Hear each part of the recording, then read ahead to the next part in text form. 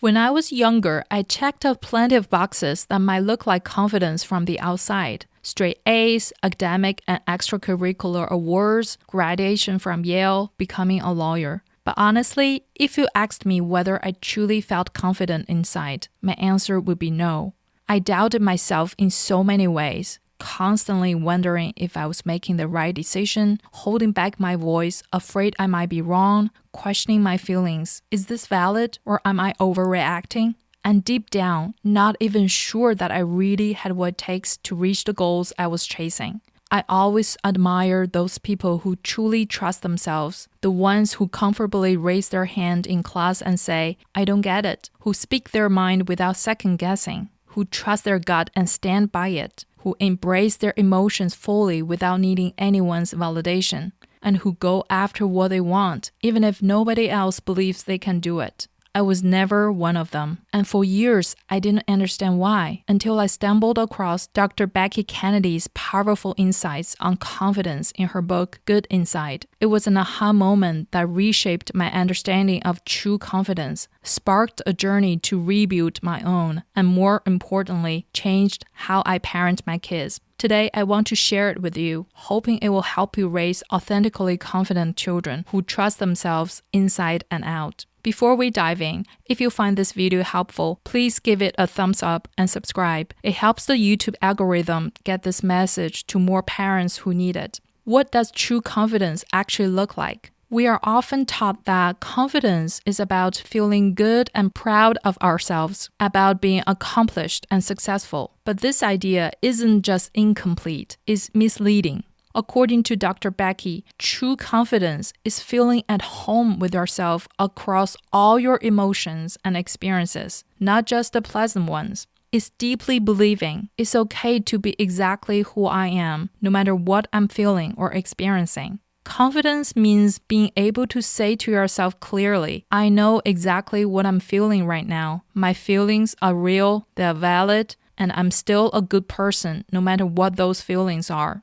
Imagine you're in an important meeting with your boss. You nod, listening carefully, trying hard to follow along, only to realize that you have no idea what your boss is talking about. In this situation, confidence is not pretending you understand and scrambling afterward to figure it out by yourself. And it's not trying to convince yourself that you are not confused, or that you shouldn't feel confused and you must have missed something yourself. Confidence in this case is being able to say to yourself internally, I'm totally confused. I trust my feeling. It's okay to feel the way I'm feeling right now, and it does not mean anything bad about me. And then say externally to your boss, hold on, I'm pretty confused. Could you explain that again more clearly? This is what confidence truly looks like. First, recognizing your inner feelings, like confusion in this case, and then trusting and accepting those feelings so much that you put things out there, like in this case, expressing your confusion and asking for clarification. In essence, confidence is about being deeply connected to your internal experience and genuinely trusting it. It means trusting that your body is giving you valuable information, you listening to it, and never trying to hide or change it. True confidence never comes from our external life, like achievement, praise, or success. It comes from a focus on our internal life. It's the unwavering belief that you are a good feeler of your feelings, and that it's okay to have those feelings no matter what those feelings are.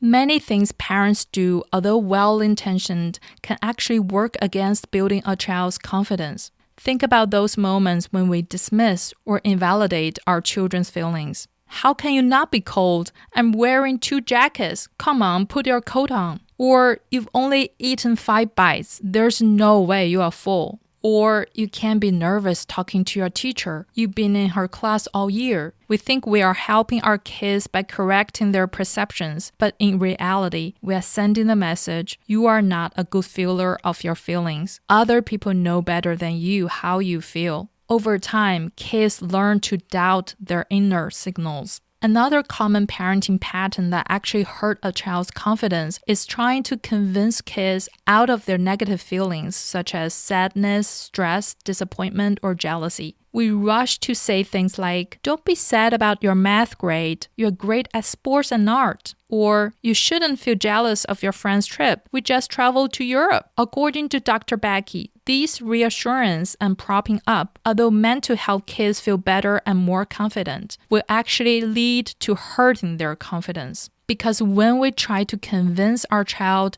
to feel any other way than how they are currently feeling, the hidden message is you shouldn't feel what you are feeling. You should feel something else. Over time, kids learn to ignore their inner feelings and seek external reassurance or validation. In short, whenever we dismiss or override our children's emotional reality, we teach them that they can't trust themselves. And that's the exact opposite of building real confidence. What can parents do to build real confidence? Confidence grows from the inside out. Confidence is built through connection to your child's inner world. To raise truly confident kids, we need to guide our children to look inward and teach them to trust and accept what's happening inside them. Here are 3 key ways to do that. First, name and validate your child's feelings. If your child says that broccoli tastes terrible, try responding with something like, you really know that doesn't taste good to you. If your child clings to you at a party, you might say, you're not feeling ready yet. If your child is sad about not being invited to a birthday party, say, you are really disappointed. And if your child loses a football game, say, you really know you're upset and disappointed right now. When we name and validate our kids' feelings, we teach them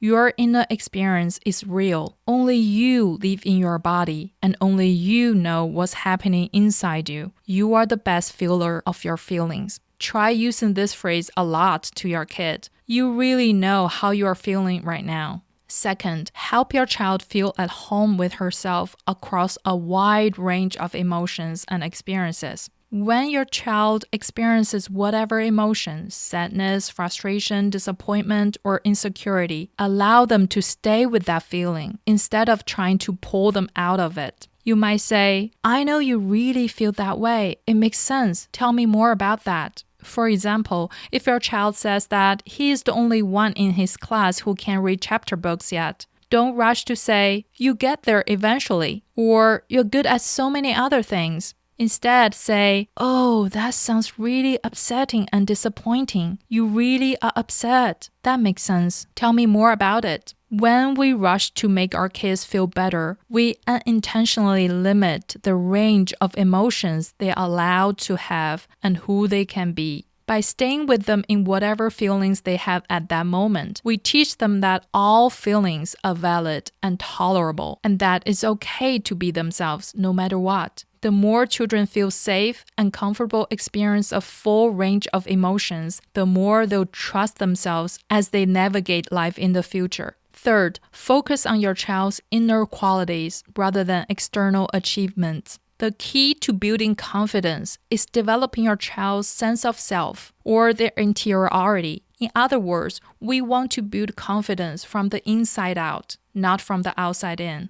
So in everyday life, especially when you praise your child, pay attention to the message you are sending. Are you valuing who they are on the inside or what they've done on the outside? Inside stuff includes qualities like passion, curiosity, creativity, kindness, effort, willingness to take on challenges, attitude, sportsmanship, and study habits, all of which kids can control. Outside stuff includes good grades, awards, social popularity, and labels like pretty, smart, athletic, or talented. By focusing on your child's interiority, you ensure that even if they fail or lose, they'll still have a strong inner sense of self to fall back on, rather than feeling empty inside when those outside labels or achievements disappear. When praising your child, let your child know that you're happy for their achievement, but make it clear that what you value most is who they are, their inner qualities. Highlight the process rather than the product. Saying, for example, you're working so hard on that drawing,